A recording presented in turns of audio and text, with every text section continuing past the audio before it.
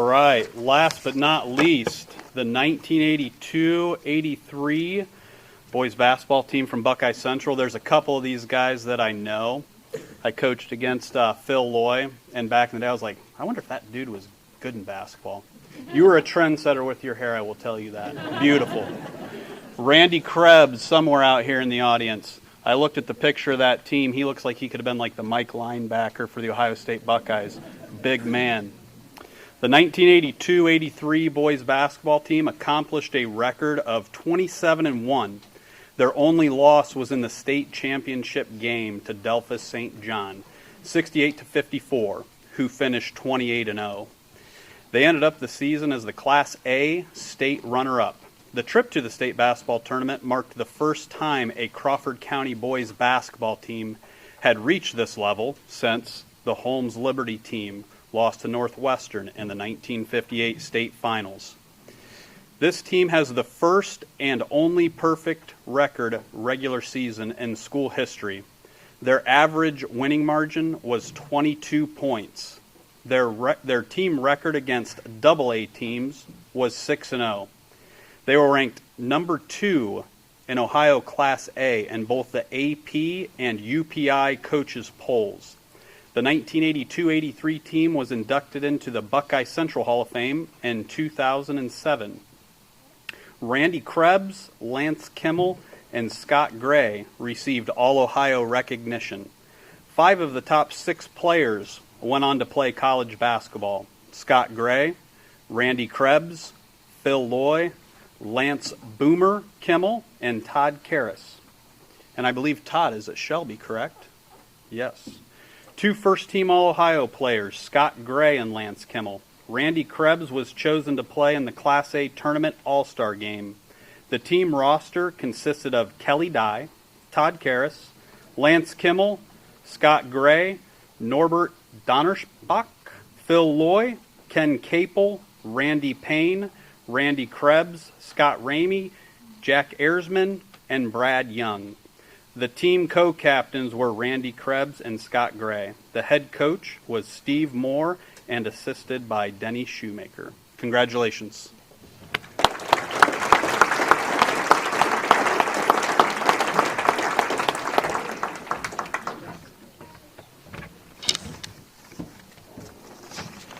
I just want to start off by saying Rob Sheldon is a good friend of mine, and Phil Gebhardt's a great player who ruined several nights of me when I coached against him. He made the statement, there is a fine line between genius and being a madman. Rob Sheldon is a very good friend of mine, and I can honestly say that Rob Sheldon is a lot closer to a madman than he is a genius. And I know Rob's going to watch this, and I don't care, even though he is my neighbor right now, but I got the microphone and he doesn't. So I do want to make one correction, and it just tells you how competitive my team was.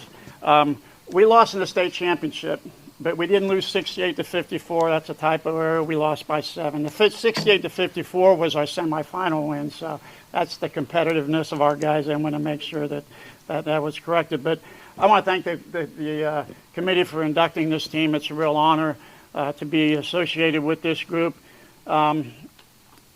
There's one individual, though, I'd like to really talk about, and it was inducted today, and that's Ryan Teglovic. I got to know Ryan because, like Ryan, I was diagnosed with a cancer years ago, and I thought, so if I reach out to him, maybe I could in some way help him through his journey. And the great thing about Ryan, even when he was going through the most difficult times at the end, every time I would call him to try to perk him up and give him some things to think about, he always turned the conversation around to how I was doing. And I was in a much better situation, obviously, than what he was. And people, there are Hall of Fame coaches, and so often we talk about wins and losses and records, but that's a Hall of Fame coach right there. And that's what coaching is all about. And he was a true inspiration to me as I battled a disease similar to his. I'd also like to point out Todd Karras, who was a point guard on our state runner-up team. He joined an elite company in the sense that he was there as a player, but he also got to be there as a coach. And he was the assistant coach. He wasn't the head coach, but he's been a long-time assistant at Shelby, and has had a lot to do with their success. So I'm really proud and happy for what he's been able to do. someone earlier said that the game has changed somewhat since 1983. It's changed quite a bit, but to kind of put things in perspective, I think they made mention of the fact that Holmes Liberty, there were only 2 divisions. In 1982-83, there were only 3 divisions in boys basketball. And the seeding and the tournaments was quite different. Every sectional tournament was 8 teams. There's no such thing as a bye. And so everybody had to play 2 games to get out of the sectional. And only 2 teams were seeded, and then everybody else, it was a luck of the draw. So as a number 1 seed, you could end up playing the number 3 or the number 4 team to get out of the sectional, which was often the case. And so that was then the other thing is there was no open enrollment at that time. If you're not Buckeye Central, you're a Buckeye Central player. And there's a day, the game has changed dramatically, and I think that's kind of puts things in perspective of the way things were at that time. People have often asked me, well, what separated this team from the team that the 2 previous years had got to the regional tournament and it had become very close to getting to the state tournament? And I think there's a number of things. Number one, we had a great administration. Scott and Steve Donahue and Greg Taylor were very supportive. We also had a great board of education who knew their role and supported things and did things the right way. Had the parents, and every parent probably at some time struggles with decisions that the coaches make, but our parents were very supportive and had a lot to do with the success that we had. Had a great coaching staff. Steve Gray and Denny Shoemaker both went on to be very successful head coaches. Randy Horde, he's here tonight. He was a freshman coach and who was very instrumental in the success that we had as well. So we had great coaches. We obviously had great talent. Five of our 12 kids went on to play at the college level. And I was talking with David Sheldon. He goes, "God, Steve, you had 5 kids go on to college. How much coaching did you actually do?" You can tell he's a Sheldon. He's going to take a shot when he has to. So, but very, very talented. But I think the one thing that this team did better than any team I've ever coached is they understood their roles.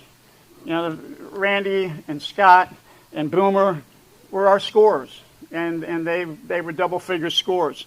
But Todd, who was our point guard, and Kenny, who was our off guard or our small forward, they filled their roles to perfection. And in some really big games, when the big 3 weren't functioning like the big 3 were expected to, and I think back to the Pleasant game when we played Pleasant at the Marion Coliseum, Todd and Kenny both had great games, and there were other games that went beyond that they also performed very well. But then we also had guys like Phil Loy, Brad Young, and Kelly Dye, who probably would have started on just about any other team in the area, except at the talent that we had at Buckeye Central.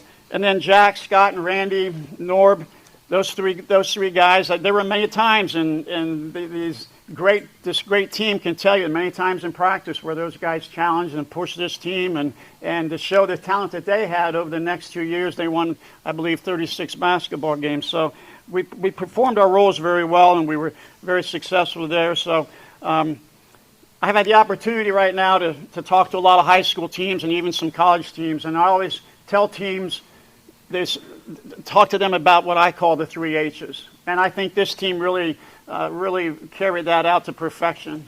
And the first H we talk about is being hungry. I think successful teams have to be hungry. This team, despite the fact that they've been in the regional tournament 2 years in a row, despite the fact that they had become the power in north central Ohio, sorry, Phil, I didn't mean to say that, but they stayed hungry. And that hunger was shown when we were in the state semifinal game, and we're down 22-12, and the 14,000 people in that arena were sitting there saying, how in the heck did these guys get there? But that hunger drove them to come back and win that game 68-54. So they're a very hungry group, and I think that was important. They're also very humble, and I think successful teams are very humble.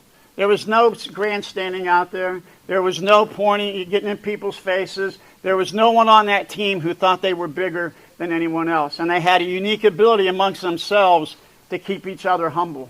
And I think that was really important.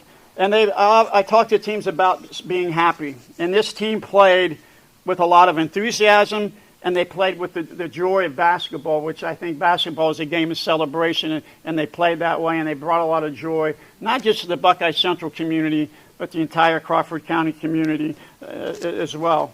And so, in closing, I'd like to read a note from the former superintendent at Buckeye Central, who had left the year after the year that I got hired. And she sent us a note after the game, and I think this note really kind of describes this team very well. And what's really interesting, I got a very similar note from the officials who did our semifinal game. And it was really impressive to me that two officials would send me a note after that game talking about the class and the way that these young men performed during the course of the season. But Sherry Lahr wrote, "It is refreshing to know the 12 young men were able to unify a county even for a week and give them something to cheer about and indeed take pride in. As the final minutes ticked from the clock Saturday and the inevitable was a reality, I turned to Chet and said, 'You can bet that they will take the loss with dignity and class.' And you surely did. You just reaffirmed the right stuff that your kids are made of. I might mention that your demonstration of class did not go unnoticed. It was called to my attention today by some of our staff."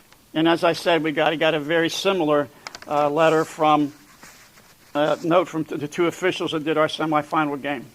And so in closing, what I would personally like to thank you guys. You took a rookie coach, 26 years old.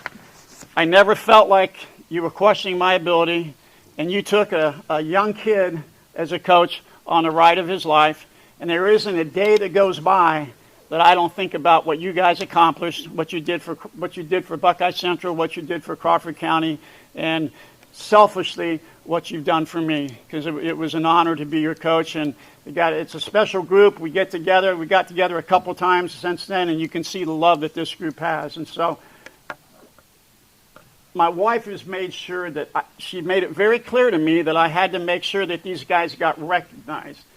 Now, will they come up and get their things? So they will come up, so I don't have to have them stand up, because I have to answer to her. And I don't want, I have them stand up, but they're going to come up and get their thing? Okay, so you're going to do that? Or sure. Okay, good.